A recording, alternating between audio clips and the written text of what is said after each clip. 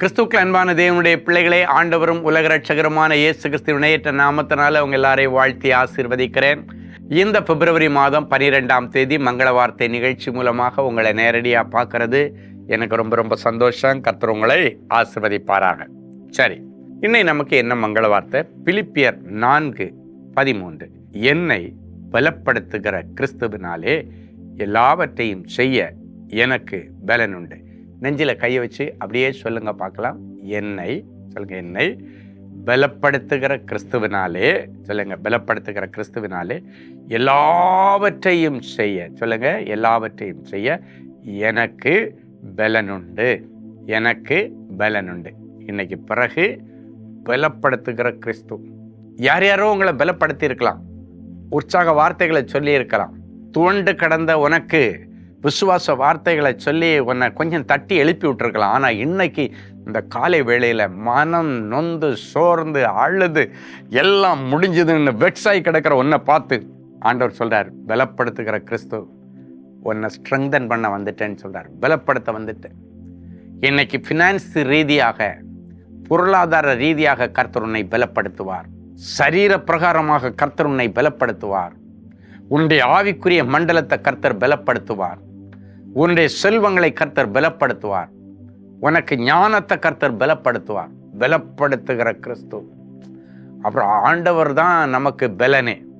அதனால தான் சங்கீதக்காரன் சொல்லுகிறான், என் பலனாகிய கர்த்தாவே. அது சொல்லி பாருங்க, என் பலனாகிய கர்த்தாவே. இந்த வார்த்தையை சொல்லி எத்தனையோ பேர் பலன் இழந்து கிடந்தவங்களுக்கு இந்த வார்த்தையை சொல்லி உற்சாகப்படுத்தி எத்தனையோ பேரை தட்டி எழுப்பி ஆண்டவர் உட்கார வச்சிருக்கிறார். நடக்க முடியாதவங்க, நொந்து போனவங்க, வெக்ஸானவங்க, இருட்டறையில் இருக்கிறவங்க, எல்லாம் முடிஞ்சதுன்னு சொன்னவங்கள எத்தனையோ பேருக்கு இந்த வசனத்தை சொல்லி நான் ஜெபம் பண்ணி கர்த்தர் அவளை உயிர்ப்பித்திருக்கிறார். நான் நிறைய பேருக்கு ஜெபிக்கும் பொழுது பயன்படுத்துகிற ஒரு ஃபேவரைட் வசனம், பலப்படுத்துகிற கிறிஸ்துவினாலே எல்லாவற்றையும் செய்ய உனக்கு பலன் உண்டு. உனக்கு பலன் உண்டு. இன்னைக்கு ஆண்டவர் என்ன பார்த்து, உனக்கு பலன் உண்டு சொல்லுங்க. எனக்கு பலன் உண்டு. எந்த விதத்தில் நீ வெக்ஸாகி போய் மனம் நொந்து போயிருந்தாலும் இன்னைக்கு முதல்ல உன்னை மனசை தான் ஸ்ட்ரெங்தன் பண்ணுறாரு. உன்னுடைய இருதயத்தை ஸ்ட்ரெங்தன் பண்ணுறாரு. உன்னுடைய இருதயம் ஒருவேளை ரொம்ப வீக்காக அடிச்சிட்டு இருக்கலாம், ஹார்ட் பீட் ரொம்ப குறைஞ்சிருக்கலாம், இல்லை வேகமாக அடிக்கலாம். இன்னைக்கு பலப்படுத்தி அதை கரெக்ட் பண்ணுறாரு, நார்மலுக்கு கொண்டு வர்றாரு. இதெல்லாம் பலவீனப்பட்டு கிடக்கிறது எல்லாத்தையும் ஆண்டவர் இன்னைக்கு பலப்படுத்தி, எதையுமே செய்ய முடியாது, நீ ஒன்றுக்குமே லாயக்கு இல்லை அப்படின்னு சொன்னவங்க இனி ஒன்றை பார்த்து ஆச்சரியப்படக்கூடிய விதத்தில் எல்லாவற்றையும் செய்கிற பலன். அப்படின்னா எந்த ஃபீல்டை குறித்து உங்ககிட்ட கேட்டாலும் உன்னால் சொல்ல முடியும். அந்த அளவுக்கு ஞான கண்மலை உண்மையில் வந்து தங்குறாங்க. கிறிஸ்தவன் எல்லாவற்றையும் செய்கிற பலன். நீ உன்னுடைய ஃபீல்டை குறித்து உள்ள காரியம் மட்டும் இல்லை, உன் குடும்பத்தை குறித்து மட்டும், எல்லாவற்றையும் செய்கிற பலன். அப்படின்னா ஆல் ரவுண்டில் கர்த்தர் உன்னை பலப்படுத்துகிறார்.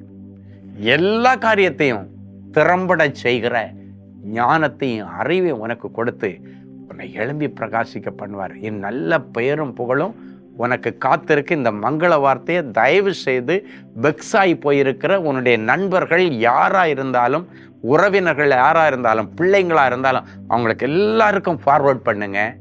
கர்த்தர் அந்த வசனத்தை கேட்க கேட்க அவங்களுக்குள்ளால ஒரு எரு இறங்குற மாதிரி அபிஷேகம் இறங்கும்.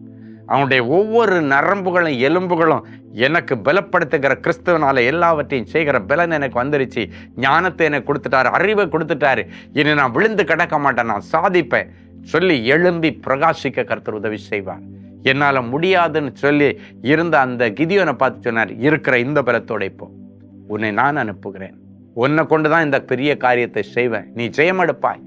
ஆண்டவர் அனுப்பினார். மீதியானவருடைய கையில சிக்கி இருந்த இஸ்ரவேல் ஜனங்களை முடியாதுன்னு கிடந்த பலவீனப்பட்ட கிதியோனை கொண்டு நடப்பித்து ஜெயமெடுத்த ஆண்டவர் உன்னை கொண்டு காரியங்களை செய்வார். உங்களை நம்பி பெரிய ப்ராஜெக்ட்ஸ் வரப்போகிறது. உங்களை நம்பி பெரிய திட்டங்களை கர்த்தர் கொடுக்க போறாங்க. உன்னை யாருமே நம்பாம இருந்த இடத்துல கர்த்தர் நம்பி தன்னுடைய பலத்தால உன்னை இடைக்கட்டி சாதனைகளை படைக்க உதவி செய்வார். சரி, ஒரு நல்ல சாட்சியை கேட்கலாம். சிஸ்டர் ரத்திகா ஜேம்ஸ்டவுன், என்னுடைய மகள் குடும்பமாக அமெரிக்காவில் வசிக்கிறாள். 2 பேரப்பிள்ளைகளும் அமெரிக்காவில் படித்து கொண்டிருக்கிறார்கள். என்னுடைய மருமகனின் விசாவை புதுப்பிக்க முடியாதபடி அரசாங்கத்தின் விதிமுறைகள் மிகவும் கடுமையாக்கப்பட்டிருந்தது. எவ்வளோ முயற்சி செய்தும் புதுப்பிக்க முடியவில்லை. பிள்ளைகள் படிப்பை குறித்தும் மிகவும் கவலையோடு இருந்தோம். அப்படின்னா என்ன செய்கிறதுன்னே தெரியாமல் இருந்தாங்க. இந்த நிலைமையில் நான் நாகர்கோயில் ஜபகோபுரத்திற்கு நேரில் சென்று என்னுடைய விவரங்களையும் சொல்லி ஜபிக்க கேட்டுக்கொண்டேன். ஜப ஊழியர் மிகுந்த பாரத்துடன் ஜபித்து சமாதானத்துடன் போங்கள் என்று சொல்லி அனுப்பி வைத்தார். கர்த்தர் அந்த ஜபத்தை கேட்டு பெரிய அற்புதத்தை செய்துள்ளார். என்னுடைய மருமகனின் இமெயிலுக்கு டிசம்பர் மாதம் துவக்கத்தில் ஒரு மெசேஜ் வந்தது. அதில் உங்களுடைய விசாவை புதுப்பித்துள்ளோம், மேலும் அமெரிக்க தேசத்தின் குடியுரிமையையும் வழங்குகிறோம் என்று குறிப்பிட்டிருந்தார். விசாவுக்கே வழியிலேன்னு இருந்த இடத்துல, அதை ரினியூ பண்ண முடியாதுன்னு இருந்த இடத்துல, ஏன்னா இப்போ உங்களுக்கு தெரியும் அமெரிக்காவில் உள்ள குடியுரிமை சட்டங்கள், அங்குள்ள விசா சட்டங்கள் எல்லாம் ரொம்ப கடினமாக்கப்பட்டிருக்கிறது. ஆனால் நம்ம நாகர்கோயில் ஜபகோபுரத்தில் தேவனின் அன்பு ஜப கூடாரத்தில் போய் அந்த பிள்ளை தன்னுடைய பிரச்சனையை சொல்லும் பொழுது அங்கே இருக்கிற தேவனுடைய பிள்ளைகள் அழகாக ஜெபிக்கும் பொழுது அந்த ஜெபத்தை கர்த்தர் கேட்ட. நான் எப்பவும் சொல்லுவேன், நான் பெருமையோடு சொல்லுவேன், இது எனக்கு ஒரு பெரிய சந்தோஷமான காரியம். நம்முடைய ஜப கோபுரங்களில் டெய்லி வருகிற ஜனங்களுக்கு ஆண்டவர் அற்புதம் செய்கிறார். அங்கே ஆண்டவர் இருக்கிறார். அது எங்களால் நடக்கிறதில்ல. ஜபகோபுரத்தில் இருக்கிற நாகர்கோயில் ஜபகோபுரத்தில் மெர்லினும் ஆல்வினும் ஜாஸ்மினும் இருக்கிறாங்க. அவர்களுக்காக அல்ல, அவர்களை நம்பி ஜனங்கள் வரல, ஆண்டவரை நம்பி வர்றாங்க. அங்கே ஆண்டவர் இருக்கிறார்.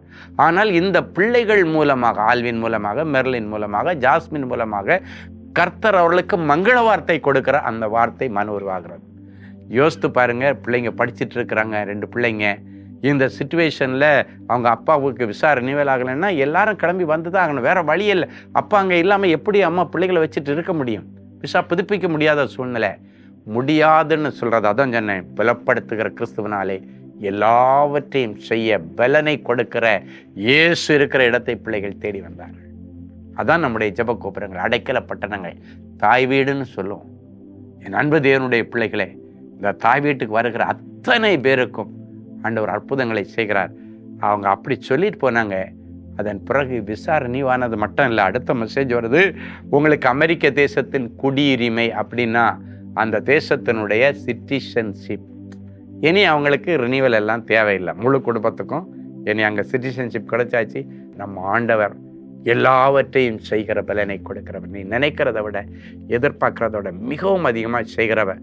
ஒவ்வொரு முறையும் அந்த தாய் வீட்டுக்கு வர்றேன்னு ஜனங்கள் வரும் பொழுது சில நேரங்களில் சிலர்லாம் வருவாங்க, அழுது மனசில் பாரத்தோடு வருவாங்க.